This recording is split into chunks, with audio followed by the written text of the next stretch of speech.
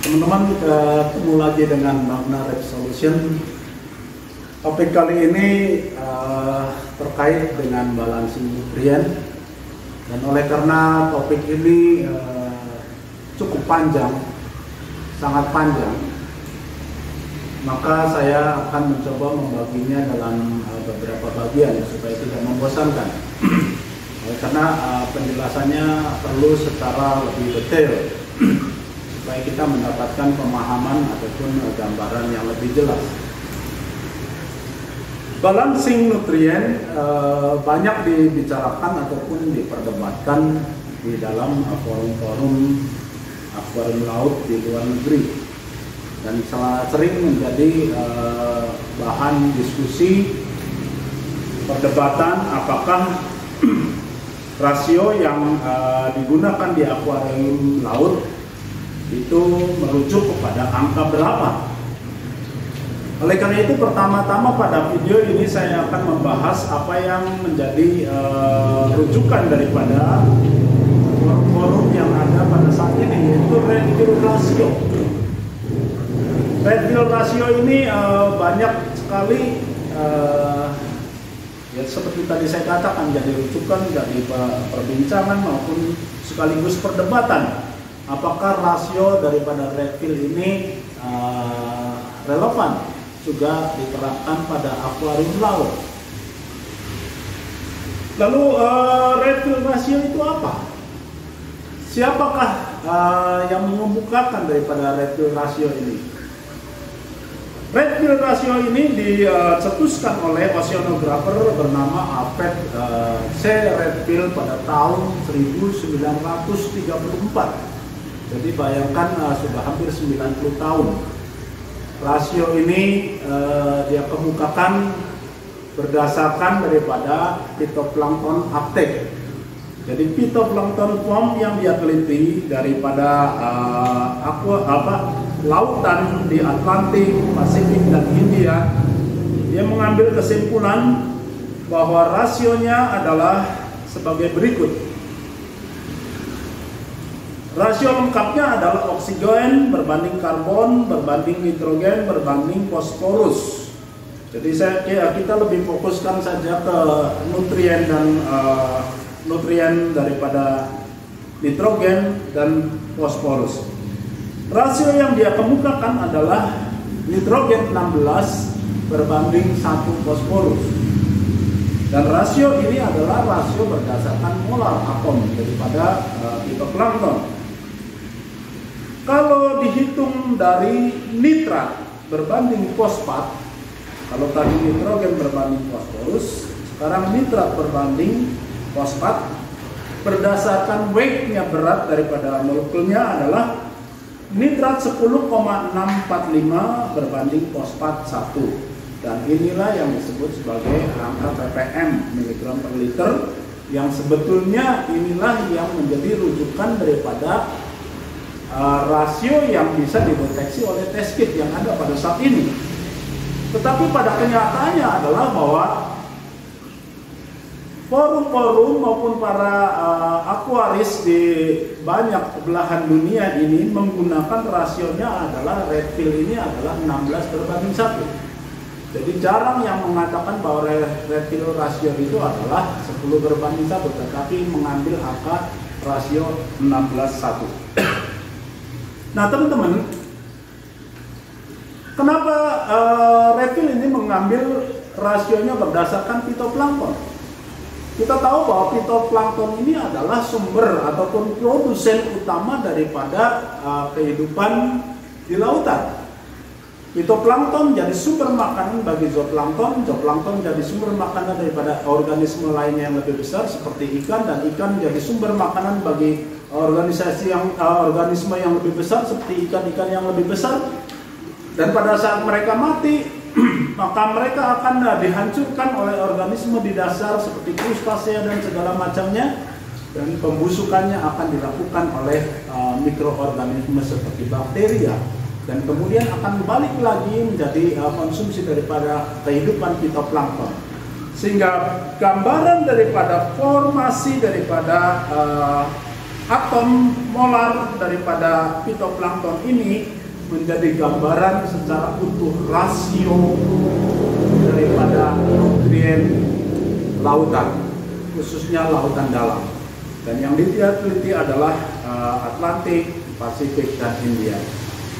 Nah teman-teman, pada tahun 58 Redfield kemudian mencoba merevisi ataupun mentes ulang formula yang dia sampaikan.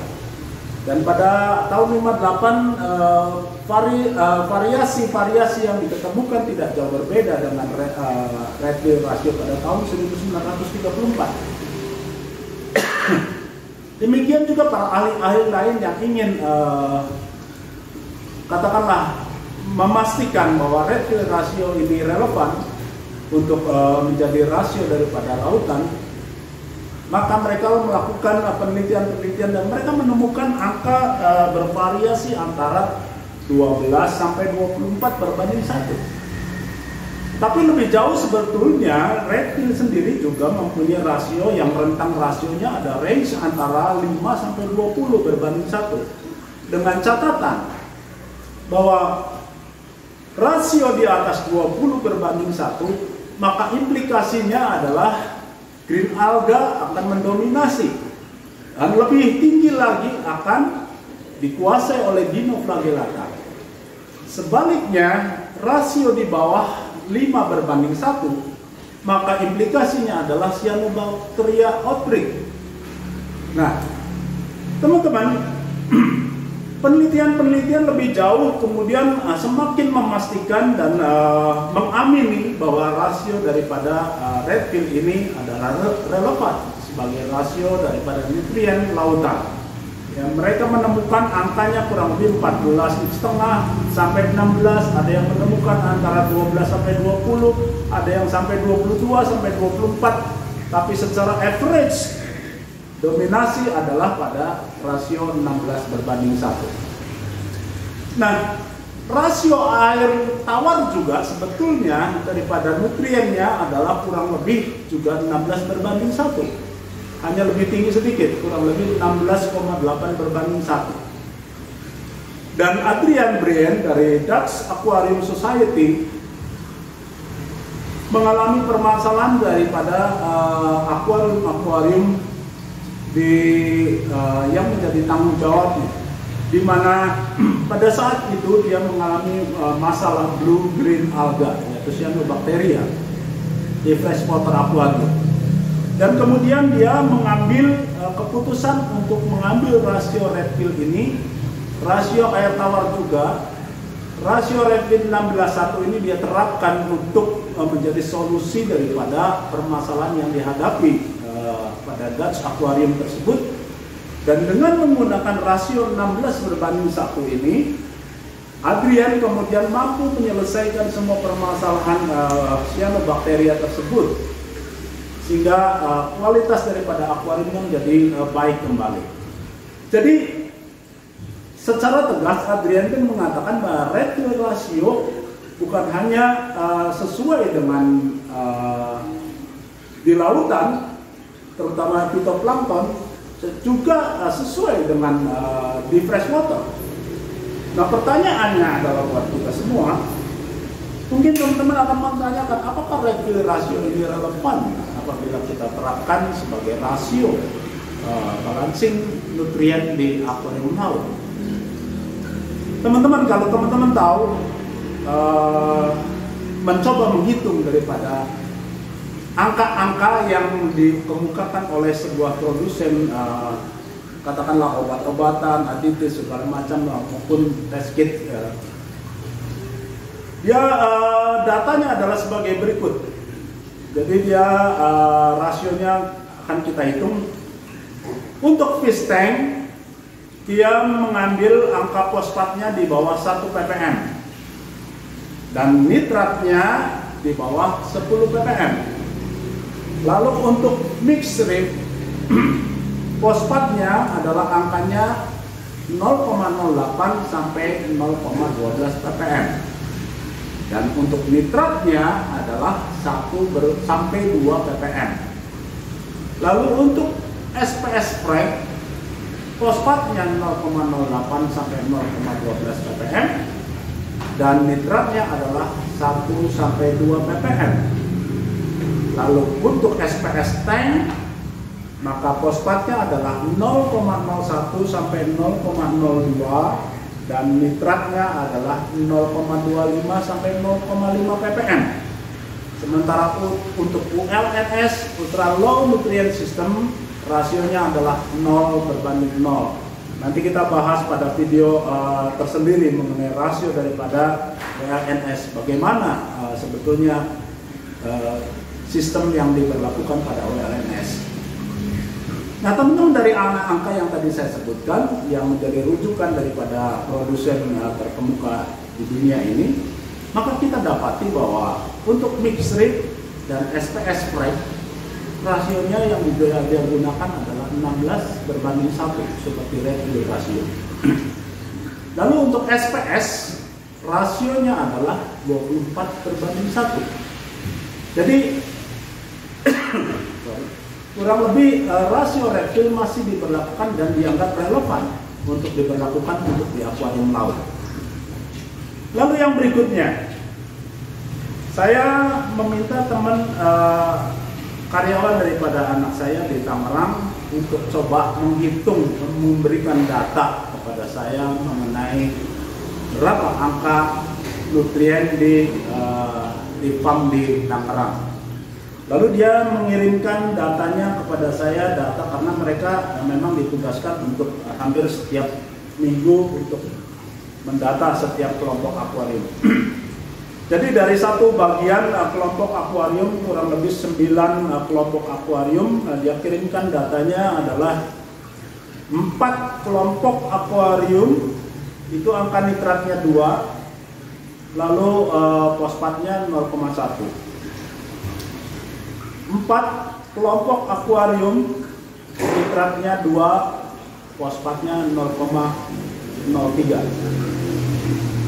1 kelompok akuarium, nitratnya 5, fosfatnya 0,1. Jadi kalau saya hitung, maka rasionya 4 kelompok akuarium adalah 20:1. 4 kelompok akuarium rasionya 60:1. 1 kelompok akuarium rasionya 50:1.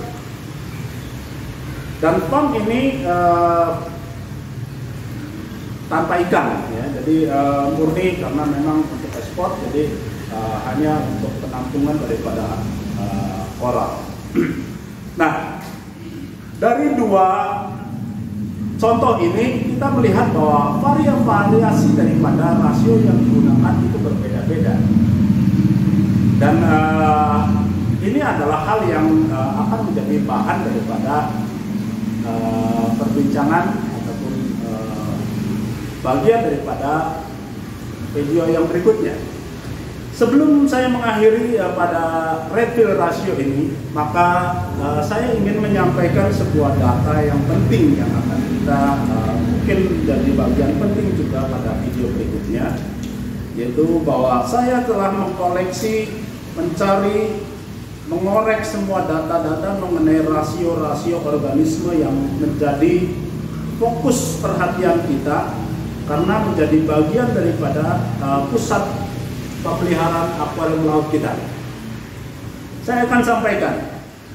Kalau tadi refill menyatakan phytoplankton rasionya 16:1, maka data lainnya adalah mengenai zooplankton, rasionya adalah 21:1. Coral tissue rasionya adalah 24:1. Meskipun ada deviasi, tetapi deviasinya sampai 72, tetapi lebih dominan untuk coral tissue itu lebih ke 24:1. Lalu untuk zooxanthellae yang bersimbiosis dengan coral tissue, rasionya ada 21:1. Dan untuk zooxanthellae ini memang variasi daripada rasionya ini cukup banyak, antara 20 sampai 70. Kalau tadi coral tissue ada yang deviasinya sampai 72, Tapi untuk Zooxanthellae ini deviasinya banyak dan tidak ada yang dominan. Jadi bisa antara 20 sampai 70. Lalu rasio daripada makroalga itu 30 berbanding 1. Dan deviasi range deviasinya adalah 13 sampai 70 berbanding 1.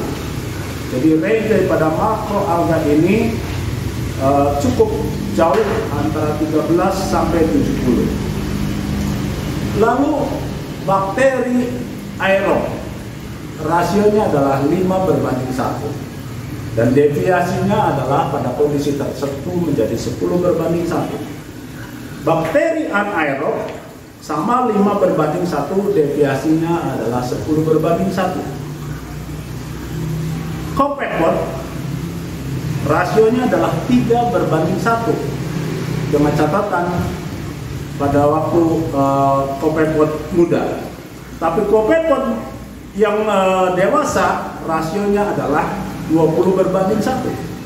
Lalu krustasea 16 berbanding 1, misit 26 berbanding 1, moluska 33 berbanding 1, polychaetes 38 berbanding 1, lalu marine fish ikan rasionya adalah 11 berbanding 1.